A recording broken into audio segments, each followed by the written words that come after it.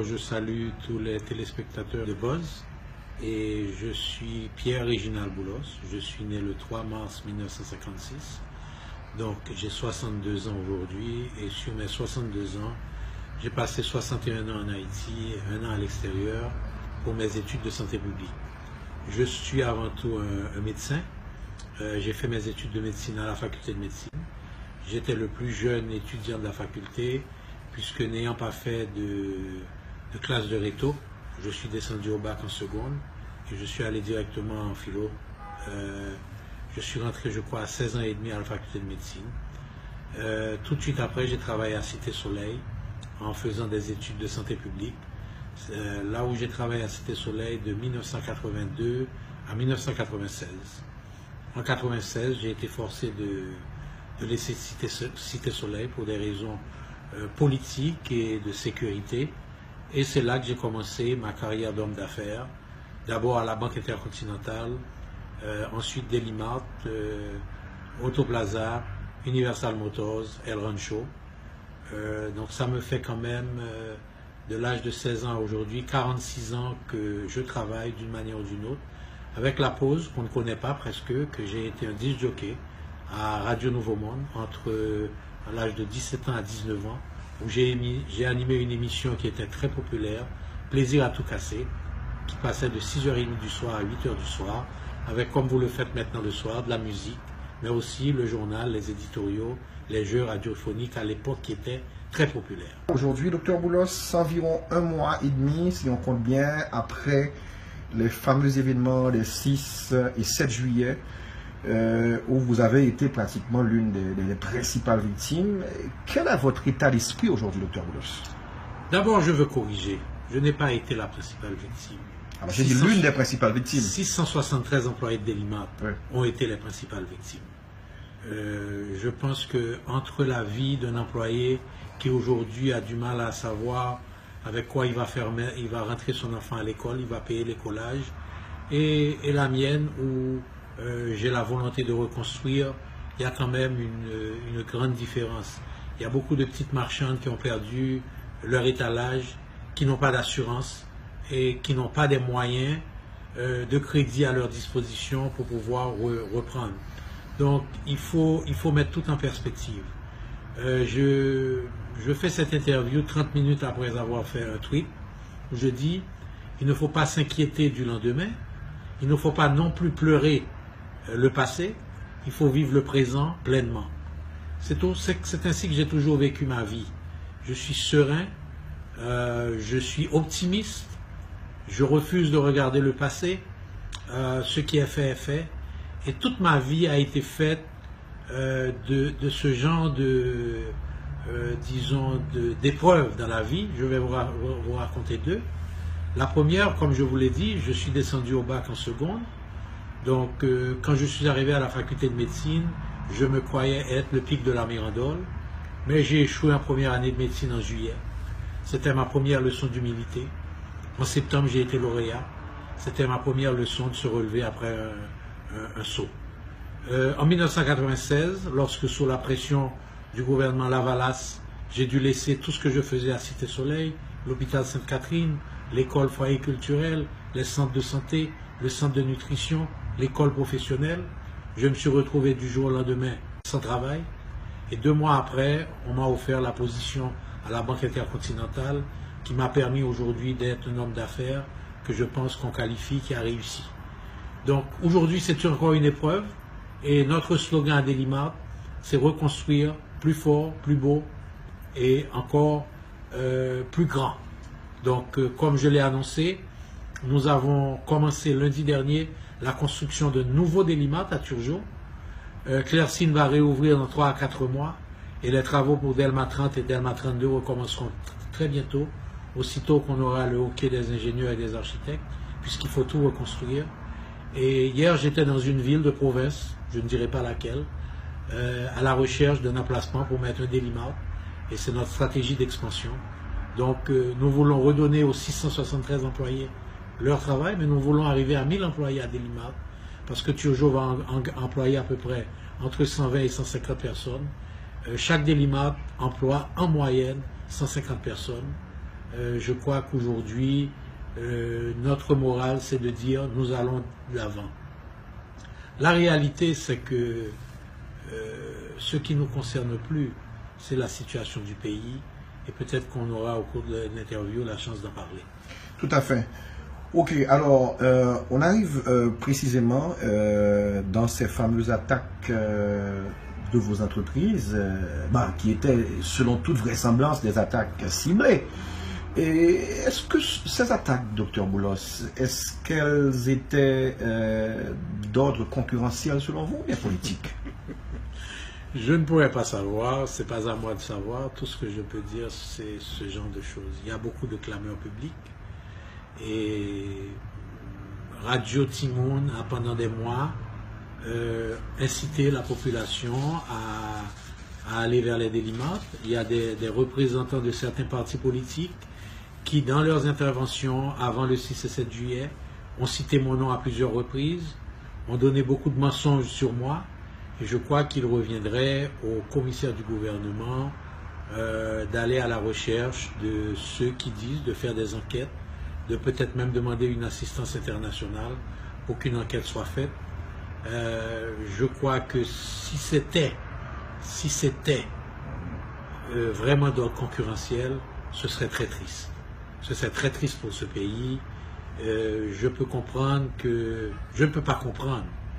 J'ai entendu que, en tant que de citoyens engagés, que des hommes politiques ont toujours eu des problèmes avec moi, mais que de là à faire le saut vers un affrontement concurrentiel, ce serait, je crois, un exemple additionnel de la déchéance de ce pays. Ok, alors permettez que je rebondisse avec cette même question, Dr Boulos, et puisque là, comme vous dites, on ne peut pas savoir, mais de toute façon, vous avez quand même une certaine lecture de ce qui s'est passé au fait. Et au-delà de tout ce qu'on dit, de tout ce qu'on raconte, des rumeurs et attaques ciblées selon ce qui se dit, c'est quoi au fait votre perception? Comment est-ce que vous-même vous voyez ce qui s'est passé? Bon, d'abord, il faut enlever la petite personnalité de Réginald Boulos et les 673 employés pour mettre les journées du 6 et 7 juillet dans un contexte plus large. Il ne faut pas oublier quand même que ces journées ont été le reflet d'une grogne qui existait au sein de la population, d'une misère qui s'est aggravée suite à l'effondrement de la manne qui était Petro-Caribé. Donc beaucoup de programmes sociaux qui étaient valables durant la période Petro-Caribé, mais qui n'étaient pas soutenables à l'époque, se sont effondrés, et le peuple s'est retrouvé dans un état de pauvreté, de faim et de misère qu'il faut toujours souligner aujourd'hui. C'est ça la base du 6 et 7 juillet. Il y a, je pense aussi, la question de la gestion même de l'augmentation du prix du gaz. Et je pense qu'on aurait pu trouver d'autres moyens de le faire. On aurait pu aussi trouver des moyens d'apporter des soulagements sociaux pour accompagner cette augmentation du prix du gaz. Donc, je crois que ces journées sont le fruit de cette grogne. Que des concurrents, politiques ou économiques, aient profité de ces événements pour régler un compte avec Réginald Boulos, bon, c'est probablement ce qui s'est passé. Et encore une fois, je ne vais pas perdre mon temps, mon intelligence, mes émotions, à chercher à savoir ce qui s'est passé. Mais j'ai appris 3 choses quand même. 1, que la police n'a pas été présente pour me protéger. Et la police est payée quand même par les taxes que je paie à l'État haïtien. Donc ceci c'est grave, et je crois qu'aujourd'hui, je peux le dire publiquement, je suis étonné. Je vais le dire publiquement, je suis étonné que le chef de la police n'ait jamais pris son téléphone pour appeler ce que vous venez d'appeler l'une des grandes victimes de ces émeutes, et n'ait pas dit à M. Boulos, nous sommes désolés pour les 673 employés, la police a failli à sa mission envers vous, et parce que j'ai entendu le chef de la police dire que s'il n'avait pas rempli sa mission, Marriott ne serait toujours pas là, Digicel ne serait toujours pas là, le Parlement ne serait pas là. Il a parlé des ranchos également. Et des ranchos, donc, mais il n'a pas parlé de Delimat. Donc, est-ce que ça veut dire que la protection de Delimat n'était pas sa mission? J'aurais voulu entendre la voix du DG de la police qui parle aux 673 employés. Et je voudrais l'inviter à les rencontrer s'il le faut, parce que je crois que la police a un rôle à jouer. Et a son rôle à jouer dans la protection des vies et des biens. La deuxième chose que j'ai appris de cette épreuve, c'est que les réseaux sociaux aujourd'hui sont importants. J'ai vécu mon enfance de cette leçon de mon père, bien faire et laisser dire. Et j'ai pensé qu'elle était toujours de mise, mais elle n'est plus de mise. On ne peut pas bien faire et laisser dire dans un environnement de médias sociaux qui disent n'importe quoi, qui véhiculent n'importe quoi, qui inventent n'importe quoi. Et si vous ne participez pas aux réseaux sociaux, et je crois que tout le monde réalise que depuis le 7 juillet, je suis très actif sur les réseaux sociaux, sur Twitter, sur Facebook, dans des groupes de WhatsApp. Et tout ce que je fais, c'est exprimer les valeurs, mes opinions sociales, mes opinions politiques, mes opinions économiques que j'ai toujours eues, mais que j'ai toujours partagées de préférence avec des amis, avec des collègues, mais jamais en public au cours des 3 dernières années. Et je peux dire que j'ai payé cher mon silence. Le troisième point, c'est que nous vivons aujourd'hui quand même dans un climat où ce pays, nous sommes entourés de la pauvreté. Nous ne pouvons pas oublier ceux qui nous entourent. Donc, quelque part, la gestion de notre environnement social, les organisations populaires, les bases qui vivent autour de nous, nous devons leur parler, nous devons les accompagner. Et c'est quelque chose aussi que nous avons commencé à faire, à travailler avec les jeunes qui vivent autour de nos entreprises pour comprendre leurs besoins, surtout en matière scolaire et en matière de sport, et les accompagner. Donc, à tout mal, je ne peux pas dire il y a un bien, mais il faut apprendre les leçons et corriger le tir. Et c'est ce que nous avons fait. Et est-ce que Dr Reginald Boulos a parce que qu'on le veuille ou non, nous sommes d'accord quand même qu'il y a, je dirais, une certaine perception. J'ai bien dit une certaine perception. Alors, une certaine perception que le Dr Boulos a une influence sur la politique, je dirais, sur le cours même des choses, la politique et même peut-être sur l'économie, pourquoi pas. Qu'est-ce que vous pouvez nous dire justement sur cette perception? Est-ce qu'elle est fondée? Bon, écoutez, et malheureusement en politique comme en économie, perception beau fait, il faut dire que j'ai eu une vie publique. En 2004, je suis devenu président de la Chambre de commerce. Et durant mon passage à la Chambre de commerce, j'ai réalisé l'impossible, la fédération des 10 chambres départementales. Et j'ai été le fondateur du Forum économique du secteur privé, dont j'ai été le coordonnateur durant 2 ans. J'ai été un homme actif de par ma position à la Chambre de commerce ou dans le Forum durant des moments de crise. La crise de 2010 qui a vu l'élection, disons les résultats des élections de 2010 contestés, la venue de la mission de l'OEA.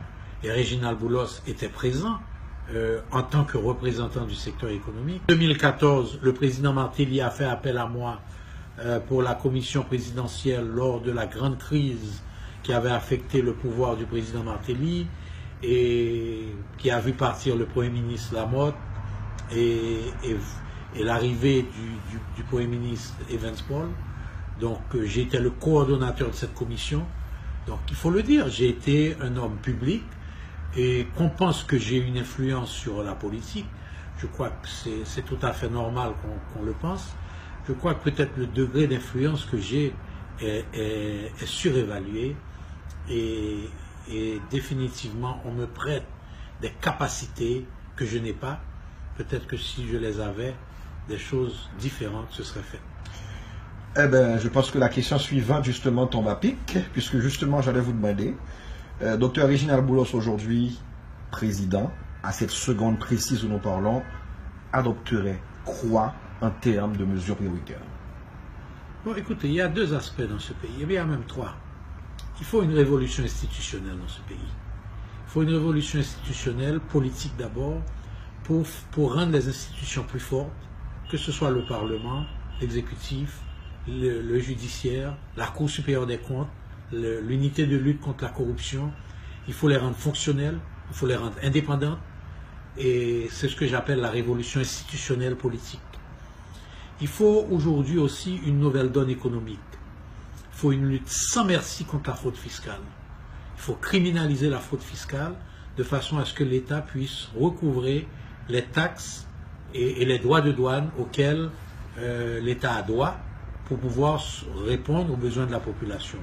Donc moi j'aurais mené une lutte sans merci contre la contrebande qui fait perdre environ 300 millions de dollars par année, la fraude fiscale qui d'après moi fait perdre environ 200 millions de dollars par année. Donc on se plaint de l'absence de Petro-Caribé qui était un prêt, alors que nous avons là des revenus de l'État qui ne sont pas collectés. Il faut mettre de l'ordre dans l'administration publique. La moyenne d'âge des fonctionnaires de l'administration publique est de loin trop élevée. Il faut donner de la place aux jeunes. Et de ce fait, il faut mettre un programme de mise à la retraite, mais de mise à la retraite avec un coussin, c'est-à-dire en dehors de ce que prévoit la loi, il faut aussi prévoir peut-être 1 an, 2 ans, jusqu'à 3 ans de salaire pour ceux qui doivent être mis à la retraite avant de prendre la pension. Il faut ajuster la pension pour le taux d'inflation par rapport à ce que la goutte représente aujourd'hui et ce qu'ils auraient droit si on avait ajusté leur pension ou leur quote-part pendant les 25 ou 30 années. Je crois qu'aujourd'hui, dans certains départements, la moyenne d'âge est de 58 ans. Ceci n'est pas acceptable. Il faut moderniser l'administration publique. Je donne toujours un exemple, ce qui s'est fait à la BRH, lorsque Leslie Delatour a fait un programme de rajeunissement des cadres de la BRH, en donnant effectivement des mises à la retraite, mais aussi en faisant partir des jeunes cadres. Aujourd'hui, beaucoup de ceux qui occupent des postes d'exécution exécutifs à la BRH sont des gens qui ont bénéficié de ces bourses. Moi, j'aurais choisi par concours 200 jeunes à travers l'administration publique de moins de 40 ans qui auraient obtenu des bourses de 1 à 2 ans pour venir occuper ensuite des postes importants au niveau de la douane, au niveau de la DGI, au niveau du ministère des Travaux publics, de l'agriculture, qui sont pour moi des postes importants de l'éducation nationale, de la santé publique. Il faut un programme intensif de crédit aux petites et aux moyennes entreprises. Il y a beaucoup de jeunes d'université. Hier, j'étais dans une ville de province, comme je l'ai dit.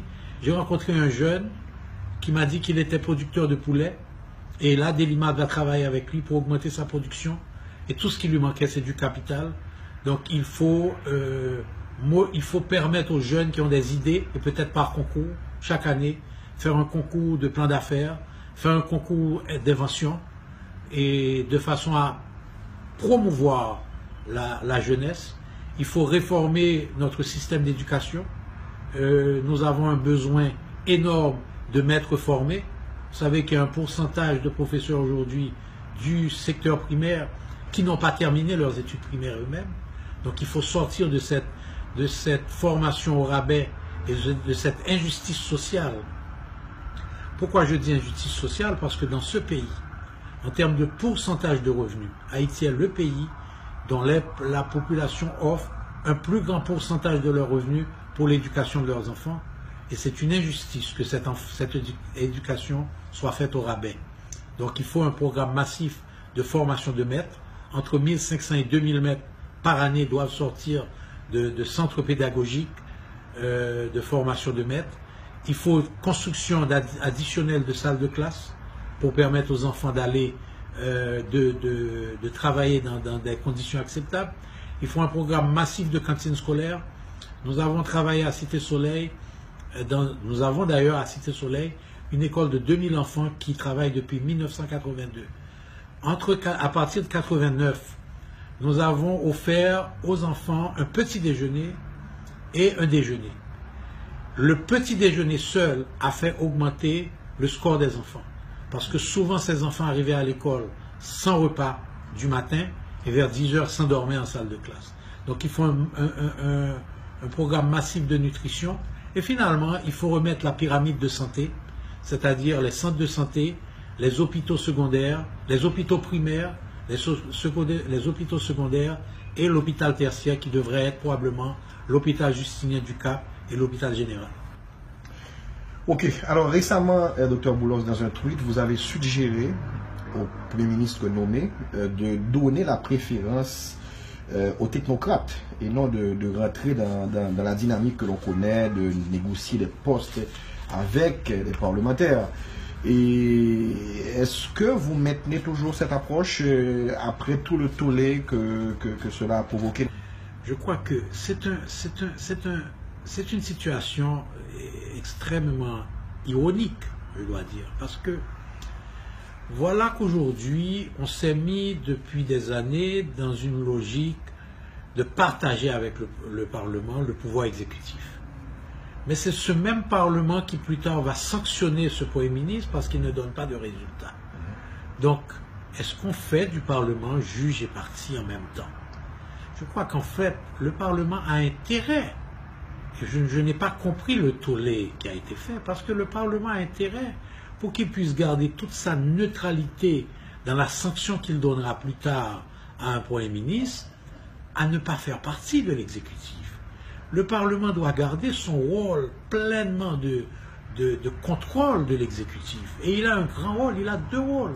Il a un rôle de faire des lois pour moderniser la vie politique et la vie économique et la vie sociale du pays. Il a un rôle du contrôle du gouvernement. Donc, je crois que ce que j'ai dit a retrouvé une grande majorité de l'opinion publique, de ce que j'ai suivi. Donc, moi, j'invite au contraire les députés ou les sénateurs qui ont mal compris. Moi, je crois qu'ils ont mal compris ce que j'ai dit. Je ne suis pas en guerre contre le Parlement. Je suis l'un des plus grands défenseurs du pouvoir du Parlement. Et je le redis encore, je suis contre, d'ailleurs, toutes les attaques qui sont faites sur le Parlement. Par contre, je suis pour un respect des pouvoirs constitutionnels de chacun des trois pouvoirs, tels que ceux qui ont écrit la Constitution l'ont prévu. Je ne crois pas que ceux qui ont donné au Parlement le soin d'approuver la politique, la déclaration de politique générale, avaient imaginé que ce serait un partage de gâteaux au niveau de l'exécutif. Aujourd'hui, les 6 et 7 juillet nous commandent de dire au Premier ministre encore, choisissez des hommes pour leurs compétences, pour leur capacité, pour leur efficacité. Les solutions au niveau de programmes sociaux, au niveau de programmes de support à la rentrée des classes. Nous sommes à 2 semaines de la rentrée des classes. On n'a pas vraiment un Premier ministre en fonction. On a un Premier ministre qui gère des affaires courantes. J'ai vu le gouvernement a pris la mesure d'accorder un 14e mois aux employés de l'administration publique. Mais ceci, c'est un nombre, c'est quoi, 80 000 emplois, je pense 80 000, ce qui est un nombre extraordinaire déjà. Je pense qu'il faut rapidement trouver une solution, remettre ce pays sur une normalité pour apporter des solutions rapides aux besoins essentiels de la population haïtienne et redynamiser l'économie, remettre la production nationale sur pied. Et d'ailleurs, c'est peut-être un des points que j'ai manqué dans votre question, c'est l'agriculture qui est pour nous la pièce maîtresse, l'agro-industrie, l'assemblage, mais l'assemblage à haute valeur ajoutée, le tourisme, voilà les 4 piliers qui doivent constituer le développement endogène de notre pays. Donc oui, je maintiens cette position et j'encourage nos parlementaires, beaucoup d'entre eux avec qui je maintiens de très bonnes relations. J'ai discuté de cette question avec le président de la Chambre des députés, le président du Sénat. Je rencontre souvent des députés où je leur parle au téléphone. Je leur dis, écoutez, Réginald Boulos n'est pas en guerre avec le Parlement. Réginald Boulos est pour le respect de la Constitution. Ok, est-ce que le patronat Dr Boulos a une quelconque influence sur... là, on laisse un petit peu de côté l'aspect politique, même si de toute façon, l'aspect économique que je veux toucher là, et c'est toujours quand même lié. Est-ce que le patronat a une quelconque influence sur le taux de change en général? Écoutez, sur le taux d'échange est une affaire mathématique. Et on parle toujours de spéculation, du dollar et tout ça. Écoutez, tout ceci dans le monde entier, souvent, c'est une manière pour ceux qui ne veulent pas regarder la réalité en face. Le taux de change est une arithmétique. Nous produisons, nous exportons, nous recevons des biens, nous recevons des transferts.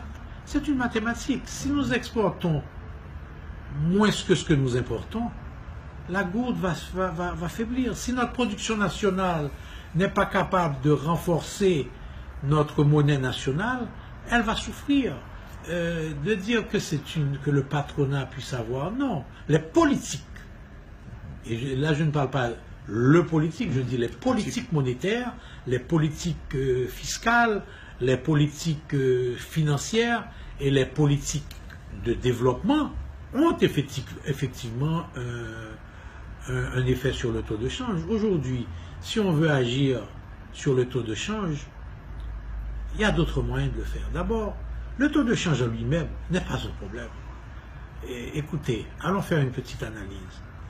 Il y a peut-être 40 ans, je dois dire, la gourde, le dollar américain et la gourde et le peso étaient plus ou moins à part égale. Nous avions 5 gourdes pour $1. Aujourd'hui, nous avons 70 gourdes pour $1. Ça veut dire que notre dollar s'est déprécié 14 fois. Vous saviez combien de fois le peso dominicain s'est déprécié? 38 fois, dans la même période. Mais par contre, le coût de la vie est beaucoup moins cher en République dominicaine. Une secrétaire en République dominicaine touche moins qu'une assistante en Haïti. Mais pourtant, elle vit mieux, elle peut payer son logement, elle peut payer une voiture, et elle a de quoi vivre. Je crois que la cherté de la vie, et il faut dire une fois, le président René Préval l'avait dit, le problème n'est pas une question tout simplement de salaire ou de taux de change, c'est une question du coût de la vie. Et nous devons, et le coût de la vie, pour diminuer ce coût de la vie, il faut 3 choses. Il faut augmenter sérieusement notre production nationale. Il faut faire que notre production soit à un tel niveau que notre coût d'alimentation baisse. Parce que le rendement par hectare est 10 fois plus, le paysan va gagner beaucoup plus d'argent, même quand il vend son produit beaucoup moins cher parce qu'il a produit pour beaucoup plus. Donc il faut venir avec des méthodes modernes de production et il faut venir sur des activités qui absorbent le revenu haïtien. Il y a 3 choses qui absorbent le revenu haïtien. L'alimentation, le transport, le transport et le logement. Donc j'ai parlé de l'alimentation, le transport, il faut venir, et surtout pour les ouvriers de l'assemblage aujourd'hui, sur lequel il y a tout un tollé sur question de salaire minimum, il faut venir avec une formule de voucher, de bons, qui permettent à l'ouvrier d'avoir le transport gratuit. Ce bon pourrait être payé à 50% par l'État, à 50% par le patron. Et à ce moment, lui, l'ouvrier, il a un bon, il monte dans n'importe quel tap-tap, et ce tap-tap a la capacité de monétiser ce bon dans un programme qui serait mis en place. Et il faut aussi de vastes programmes de logements sociaux qui permettent aux gens d'acheter leur maison, de les payer sur 30 ans, sur 35 ans, sur 40 ans, en gourde, à un taux subventionné qui lui permettent d'avoir une maison et de diminuer le coût de la fermage. Le loyer est extrêmement cher, il prend 32% du revenu, le transport prend environ 30% du revenu et l'alimentation environ 38% du revenu de l'ouvrier. Donc je ne crois pas que le taux de change est avant tout lui-même une résultante d'une quelconque action du patronat, mais plutôt de mauvaises politiques, souvent monétaires, fiscales. Il faut collecter beaucoup plus de taxes et il faut améliorer le crédit, surtout pour les activités productrices et beaucoup moins pour les activités commerciales. À cette seconde précise là, où les choses sont quand même très difficiles, si vous aviez des conseils à formuler précisément à celui aujourd'hui qui a la responsabilité, qui est le garant de la bonne marche des institutions, au président Jovenel Moïse, ce serait quoi comme conseil? Il serait de 3 ordres. La première, c'est que, et ce que je dis là, je l'ai dit déjà au président publiquement, beaucoup de mandats présidentiels ont deux mi-temps. Demi-temps. Oui, première mi-temps et deuxième mi-temps. La deuxième mi-temps du président est arrivée. Et quand une mi-temps arrive, souvent on change de joueur. On a changé de Premier ministre, mais aussi il y a des conseillers. Je crois qu'il faut voir les choses différemment. Parfois quand on perd, et je pense que les 6 et 7 juillet ont été une indication qu'il y a des choses qui ne marchent pas. Et une équipe de football qui est menée à la mi-temps change de stratégie. Aujourd'hui, la stratégie doit être une stratégie d'ouverture, de dialogue national, de dialogue avec les secteurs sociaux, avec les secteurs politiques, avec les secteurs économiques. Elle doit être aussi une politique d'apaisement social. L'apaisement social, la rentrée des classes est une opportunité, mais aussi disons, de gestion des groupes sociaux tels que les syndicats, tels que les associations de jeunes, et troisièmement, de revoir un peu les stratégies de développement pour lier beaucoup plus ce que je pourrais appeler la gestion du conjoncturel avec la gestion du structurel. Je crois que le président essaie depuis 1 an et demi à faire beaucoup de structurel.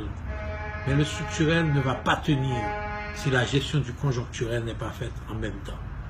Et moi je dis qu'aujourd'hui, c'est un président qui devrait faire 30% de conjoncturel et 70% de structurel. Et dans le structurel, il doit inclure un dialogue fondamental sur la marche des institutions. À la limite, j'aurais suggéré au président de lancer réellement la conférence nationale ou les états généraux. J'ai du mal avec le concept d'états généraux sectoriels. Je pense que je comprends le concept, mais je pense que le temps qu'il faudra n'appartient pas au président. Vous pensez que la formule qui a été utilisée, vous pensez peut-être qu'on est passé à côté de la plaque? Bon, on n'est pas encore passé à côté de la plaque, mais je pense que telle qu'elle est formulée, elle prendra 10 ans. On n'a pas 10 ans. On a 1 an. Donc il faut une formule rapide. Il faut une formule rapide qui sont les états généraux et à la limite une conférence nationale qui puisse redéfinir ce qu'on est, où on en est. Et dans cette conférence nationale, l'amendement constitutionnel, les amendements constitutionnels ont un rôle à jouer énormément. Nous sommes à moins de 13 mois de la fin de cette législature. Donc, il faut présenter très rapidement les amendements constitutionnels et j'encourage le président de la République à travailler avec les commissions du Sénat et de la Chambre des députés. Et je crois comprendre qu'il y a un travail qui est fait. Je n'ai pas encore eu l'occasion de voir ce travail, mais j'entends beaucoup parler de cette commission qui est présidée par le député Jerry Tardieu. Je crois que le président aurait intérêt aujourd'hui à travailler avec cette commission. Les secteurs sociaux, économiques, politiques auraient intérêt à s'approprier de la nécessité des amendements constitutionnels, car nous vivons depuis 1987 toujours en dehors de la Constitution. Et ceci nous permettrait, les amendements constitutionnels nous permettraient d'engager ce dialogue national. Et c'est pour moi aujourd'hui la priorité pour donner un sens, un nouveau départ à cette deuxième mi-temps du président de la République. Est-ce qu'un jour vraiment on peut avoir cette conférence nationale où tous les secteurs, comme ça a été le cas pour la République voisine, s'asseyent vraiment ensemble, mais de façon, je dirais, honnête, pour pouvoir dialoguer? Vous pensez que c'est vraiment possible un jour? Et je pourrais dire que tant qu'il y a la volonté, tout est possible.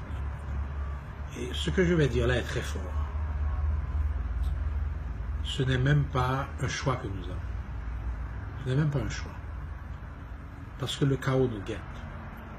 Et j'ai dit à un ami l'autre jour qu'en tant que médecin, je compare le chaos à un grand abcès. Et vous savez, quand il y a un abcès, il y a deux façons de le résoudre. Soit on le résout chirurgicalement, on lui donne des antibiotiques et on le pense, et graduellement les choses s'améliorent. C'est pour moi la conférence nationale, c'est le dialogue national. Ou soit il va se rupturer seul, il va infecter tout le corps, et tout peut arriver à ce moment. Ce chaos va arriver. Nous devons bien le gérer chirurgicalement et permettre à la population de voir qu'il y a un changement réel qui va se faire. Et pour moi, le dialogue national est la manière chirurgicale de gérer le chaos. Les amendements constitutionnels, une nouvelle donne, un nouveau pacte social, un nouveau contrat social. On a galvaudé ce mot en 2004-2006.